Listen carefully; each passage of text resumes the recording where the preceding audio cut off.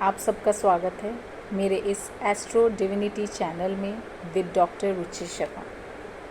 आज की ये वीडियो का टॉपिक है बृहस्पति देवता। जैसे कि आज बृहस्पतिवार है, गुरुवार है, जुपिटर का दिन है, तो आज हम थोड़ी सी बातचीत बृहस्पति देवता पे करेंगे। देखिए, बृहस्पति देवता जो हैं भाग्य के निर्माता हैं, हमारे भाग्य को डिसाइड करने वाले, हमारे भाग्य में क्या मिलेगा, कब मिलेगा, ये पूर्ण डेफिनेशन हमें देते हैं जुपिटर, बृहस्पति देवता। अब क्योंकि बृहस्पति देवता को हमने गुरुदेव भी कहा है, इनको गुरुओं का स्वामी कहा है, गुरुओं की कैटेगरी में हम इन्हें रखते हैं, तो कहीं ना कहीं हमें ये कनेक्शन दिख रहा है कि हमें हमेशा अपने गुरुओं को प्रसन्न रखना चाहिए। अपने गुरुओं को किसी भी प्रकार का आप दुख ना दें, इंसल्ट ना करें, डिसरिस्पेक्ट ना करें। ऐसा करने से हमारे बृहस्पति देवता नाराज़ हो जाते हैं, पीड़ित हो जाते हैं। सबसे पहले तो हम यहाँ पे ये चेक करेंगे कि किस तरीके से हमें पता चले कि हमारे बृहस्पति देवता पीड़ित हैं या उतने फल अच्छे नहीं दे पा रहे जैसा हम अपने जीवन में चाह रहे हैं। आपको अगर रेगुलर सर दर्द रहता हो, पेट में गैस, पेट में दर्द रहता हो, आपके फीट में, तलों में, पैरों के तलों में, पिंडलियों में पेन रहता हो, दर्द रहता हो, कोई प्रॉब्लम है, शाइटिका की प्रॉब्लम है, कोई हिप बोन में प्रॉब्लम है, तो आप समझ लीजिए कि कहीं ना कहीं आपके बृहस्पति देवता पीड़ित है। अब बृहस्पति देवता को के ठीक करने के लिए या पॉजिटिव रिजल्ट्स के लिए हमारे पास बहुत सारी रेमेडीज़ हैं जो कि हम अभी आगे वीडियो में डिस्कस करेंगे। सबसे पहले तो थोड़ा सा बृहस्पति देवता के बारे में थोड़ा सा और जानते हैं कि ये कुंडली में, अगर हम काल पुरुष की बात करें तो काल पुरुष में कुंडली में कौन सा हाउस बताता है कि ये हमारे भाग्य के निर्माता हैं। तो अगर आप अपनी कुंडली खोलें तो देखिए उसका 9th हाउस हमारे भाग्यदाता का हाउस है, हमारे बृहस्पति देवता का हाउस है, गुरुदेव मतलब प्लैनेट जुपिटर। जुपिटर का कनेक्शन, 9th हाउस का कनेक्शन, जिस भी भाव में आप चेक करेंगे आपको उस रिलेशन से पता चलेगा कि ये भाव मुझे कहीं ना कहीं भाग्यशाली बनाता है। वो भाव आपके माँ से रिलेटेड हो सकता है, आपकी वेल्थ, एसेट्स, प्रॉपर्टी, गाड़ी, व्हीकल्स, बच्चे, प्रॉब्लम्स, डिजीज़ेस, इन सब से कहीं भी कनेक्टेड हो सकता है। आपको सिर्फ अपनी कुंडली से क्या देखना है कि बृहस्पति देवता का कनेक्शन, ये भाग्य का कनेक्शन किस भाव में जाके, किस घर में जाके कैसी पोजीशन ले रहा है। सबसे पहले तो अपने भाग्य को देखना है, तो मैंने आपको बता दिया है कि आपको पहले उठाना है अपनी कुंडली का 9th हाउस। अब बृहस्पति देवता की देखिए 3 दृष्टियां बहुत अच्छी मानी जाती हैं। बृहस्पति देवता की दृष्टि हमेशा बहुत ही एक ऑस्पिशियस सी दृष्टि मानी जाती है, बहुत ही एक अच्छी, बहुत ही पॉजिटिव दृष्टि मानी जाती है। तो अपनी कुंडली में हमेशा अगर आप एंटी क्लॉकवाइज चलेंगे तो देखिए बृहस्पति देवता की 5वीं दृष्टि कहाँ पे पड़ रही है।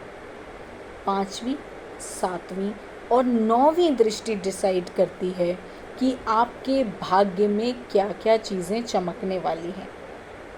देखिए, ईश्वर ने हमें कुछ चीज़ें अच्छी दी हैं, कुछ गलत भी दी हैं, तभी तो हम इंसानी रूप में आए हैं। अब जो अच्छी चीज़ें दी हैं उनको तो हम अप्रिशिएट नहीं करते, बट जो बुरी चीज़ें जो लाइफ में हमारे लिए प्रॉब्लम्स क्रिएट कर रही हैं, वहाँ पे हम कहीं ना कहीं परेशान ज़्यादा होते हैं। तो सबसे पहले अपनी कुंडली में बहुत मेजर इफेक्ट जो बृहस्पति देवता का देखने को मिलता है वो 5th और 9th हाउस में बहुत ज़्यादा मिलता है। एंटी क्लॉकवाइज जहाँ पे भी आपके बृहस्पति देवता बैठे हैं वहाँ से 5वें घर को देखिए, 5th हाउस को कैलकुलेट करिए एंटी क्लॉकवाइज। जैसे कि लेट अस सपोज आपके बृहस्पति देवता 8th हाउस में बैठे हैं तो उनकी 5वीं दृष्टि कहाँ पड़ेगी? आपके 12वें घर में, आपके फॉरेन सेटलमेंट पे, आपके मोक्ष पे। अब यही हम अगर 7वीं दृष्टि देखते हैं बृहस्पति देवता की, तो 8वें घर से 7वीं दृष्टि बैठेगी आपकी कुंडली में दूसरे घर में, जो बृहस्पति देवता का अपना घर है। और यही चीज़ अगर हम उनकी 9वीं दृष्टि देखें तो 9वीं दृष्टि आप बृहस्पति देवता की जाएगी 4थे घर में, चंद्रमा देवता के घर में। देखिए, इसी बीच में आपको एक बात और बताऊं कि अगर बृहस्पति देवता खुद चौथे घर में विराजमान है, मतलब चंद्रमा के घर में, चंद्रमा जो कि हमारी माँ है, तो इसका मतलब ये बृहस्पति देवता आपकी कर्क राशि में है, राशि नंबर 4 भी मान सकते हैं हम। बृहस्पति देवता अगर आपके चौथे घर में बैठे हैं, चंद्रमा देवता के घर में बैठे हैं, तो ये उच्च के कारक हैं, उच्च माने जाते हैं, अच्छे माने जाते हैं। इनकी दृष्टियाँ बहुत अच्छी पड़ेंगी 5वीं, 7वीं और 9वीं। पर जहाँ बृहस्पति देवता बैठे हैं वो घर थोड़ा सा डिस्टर्ब कर देते हैं। हो सकता है आपको जीवन में प्रॉपर्टी, व्हीकल्स, एसेट्स, वेल्थ मिले, थोड़ी देर से मिले।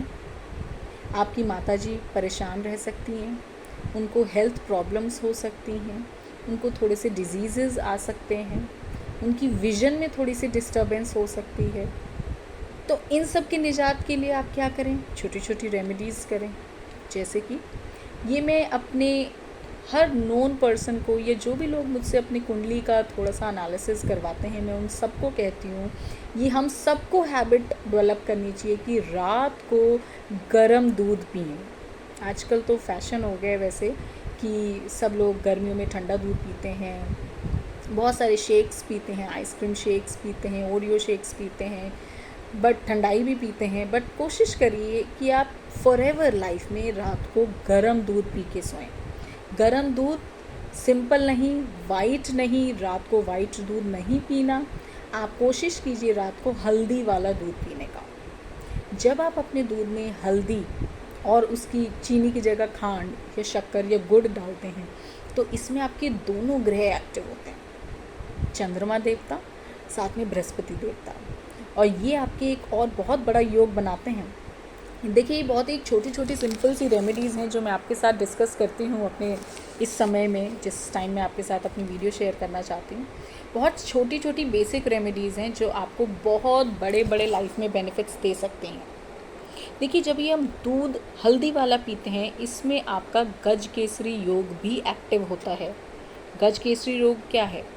जिसमें आप अपने चंद्रमा देवता को भी पावर दे रहे हैं और साथ में आप अपने बृहस्पति देवता को भी पावर दे रहे हैं, और इन दोनों को पावर देने से आपकी लाइफ का स्ट्रेस सबसे पहले ख़त्म होगा, पीस सबसे पहले आपके पास आएगी। तो आप कोशिश करें रात को हल्दी वाला दूध पीने की।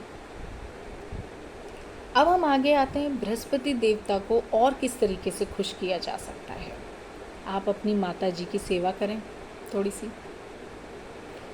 चलिए, अब हम आते हैं बृहस्पति देवता के 4 कनेक्शंस की बात करने के लिए, जिसमें हम धर्म, अर्थ, काम, मोक्ष की बात करेंगे। देखिए, अगर हमारे कुंडली में 1, 5, 9, जिसको हम धर्म त्रिकोण बोलते हैं, इन राशियों में 1, 5, 9 या इन घरों में आपके बृहस्पति देवता बैठते हैं, तो समझ जाइएगा कि आप कहीं ना कहीं धार्मिक होने वाले हैं, आप धर्म की ओर चलेंगे। और बृहस्पति देवता तो हैं ही देवगुरु, तो आपको धर्म के थ्रू वो जीवन में कहीं ना कहीं उद्धार कर सकते हैं। नेक्स्ट हम बात करते हैं अर्थ। 1 के बाद नंबर आता है 2, 5 के बाद नंबर आता है 6 और 9 के बाद नंबर आता है 10। 2, 6, 10 घर में हाउस नंबर 2, 6, 10, जिसमें हम वृषभ, कन्या या मकर राशि की बात करते हैं, अगर इन राशियों में या इन घरों में आपके बृहस्पति देवता हैं तो उनकी दृष्टि सदैव अच्छी होगी। इसको हम अर्थ त्रिकोण बोलते हैं। उसके बाद हम आते हैं 3, 7, 11। 3, 7, 11 अगर इन हाउसेस में आपके जुपिटर बैठे हैं तो इसका मतलब जुपिटर की दोनों दृष्टि बहुत सुंदर है। 3rd हाउस से 7th दृष्टि, 7th हाउस पे या 11th हाउस पे ये दृष्टि बहुत अच्छी है। इसको हम बोलते हैं काम त्रिकोण। काम त्रिकोण मतलब अकम्प्लिशमेंट्स का हाउस।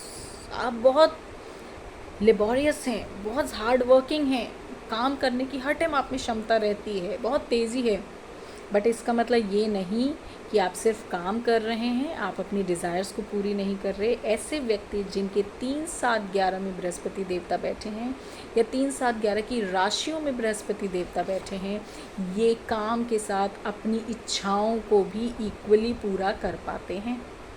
ये एक अच्छे बिजनेसमैन हो सकते हैं, बड़े बिजनेसमैन हो सकते हैं, जाइंट हो सकते हैं, बहुत अच्छा इनका मार्केट में नाम हो सकता है।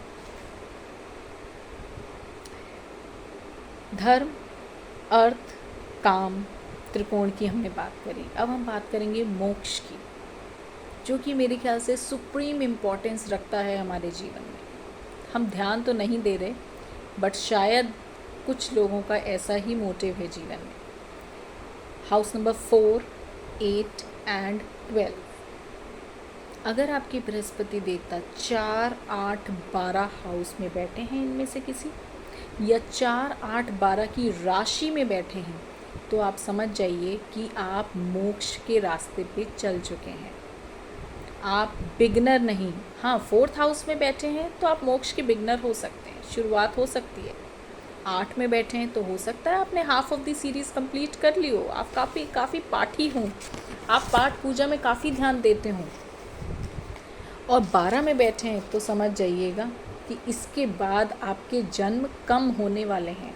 आप काफ़ी ज़्यादा मोक्ष के टुवर्ड्स पहुंच चुके हैं, आप बहुत ज़्यादा एनलाइटेंड हैं, बहुत ज़्यादा मेडिटेशन में हो सकते हैं, स्पिरिचुअलिटी आपके अंदर बहुत ज़्यादा होगी। तो ये धर्म, अर्थ, काम, मोक्ष को देखना है तो ये 3 त्रिकोण को आप देख सकते हैं, जो कि आपको जुपिटर बताते हैं।